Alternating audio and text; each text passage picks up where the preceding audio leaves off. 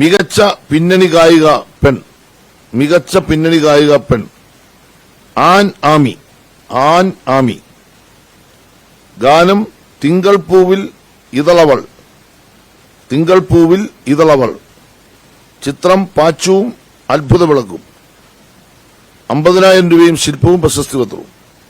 ഇമ്പമേറിയ ആലാപന ശൈലിയിലൂടെ സിനിമയുടെ കഥാസന്ദർഭത്തെ സംഗീതാത്മകമായ അനുഭവമാക്കിയ മികവിന്. ഇനി വളരെ പ്രധാനപ്പെട്ട കാര്യം പറയാൻ പോകുന്നു. മികച്ച പിന്നണി ഗായകൻ ആൺ. വിദ്യാധരൻ മാസ്റ്റർ. പതിരാണെന്നോർത്തൊരു കനവിൽ എന്ന ഗാനത്തിനാണ് അവാർഡ്. ചിത്രം ജനനം 1947. പ്രണയം തുടരുന്നു. 50,000 രൂപ ശില്പവും പ്രശസ്തി പത്രവും. വിദ്യാധരൻ മാസ്റ്റർക്ക് ആദ്യമായിട്ടാണല്ലേ അവാർഡ്? പാട്ടിന് നേരിട്ട് പാടി ആണെന്ന് തോന്നുന്നു. ഗായകൻ എന്ന നിലയിൽ പ്രമേയത്തിന്റെ എല്ലാ വൈകാരിക ഭാവങ്ങളെയും ശബ്ദത്തിലേക്ക് ആവാഹിച്ച ആലാപനം മികവിന്. മികച്ച സംഗീത സംവിധായകൻ മാത്യൂസ്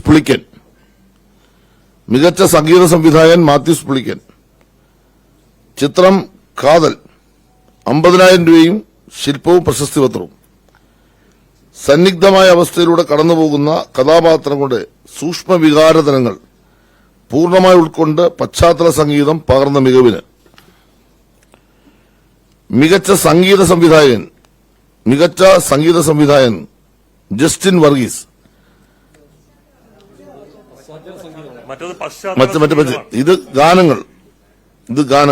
ജസ്റ്റിൻ വർഗീസ്. ഗാനം ചെന്താമരപ്പൂവിൻ. ചിത്രം ചാവേർ. 50,000 രൂപ ശില്പവും പ്രശസ്തി പത്രവും. പൈതൃക സംഗീതത്തെ പുതിയ കാലത്തിന്റെ സൗന്ദര്യ സങ്കല്പങ്ങളോട് സന്നിവേശിപ്പിച്ച സംഗീത സംവിധാന മികവിന്. വായിക്കാം, ഞാൻ ഒന്നുകൂടെ ആദ്യത്തെ വായിക്കാം. മികച്ച സംഗീത സംവിധായകൻ പശ്ചാത്തല സംഗീതം.